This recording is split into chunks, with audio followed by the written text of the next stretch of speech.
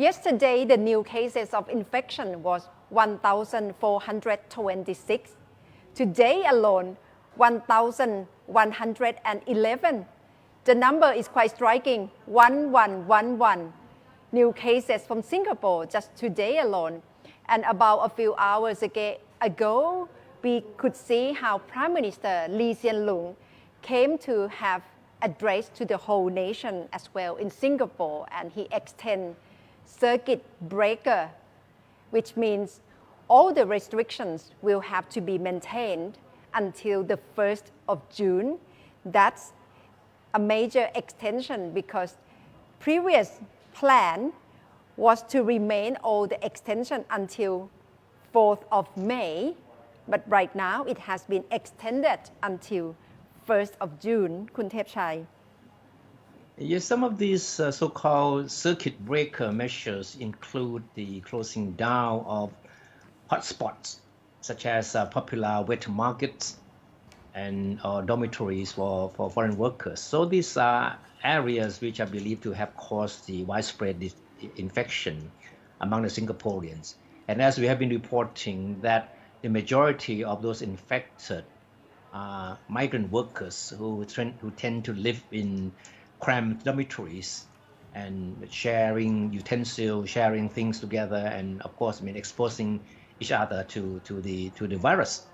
So the need to extend the lockdown or the so-called circuit breaker has been there for quite some time. But today, the decision has been made that it has to be extended. That's right. Extension of circuit breaker means closure, continued closures of most workplaces and schools in Singapore. And they even announced to have even stricter measure in which the authorities will also close more workplace premises to minimize contact among the workers.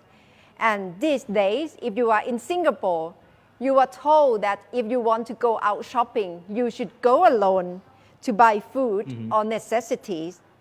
And only one person from each household should be out at a time and wear a mask at all times while doing so, while shopping, while going out. And access to hotspots such as wet markets will be tightened to ensure sufficient safe distancing. It's very strict measure indeed in Singapore right now, because it's the case in point that Dr. Taweesin tend to pick up since last week and this week, that we have to be very cautious and take a look at Singapore, because the situation has turned from very low infection, but so suddenly in the past 10 days, the number of new infection has increased dramatically in Singapore.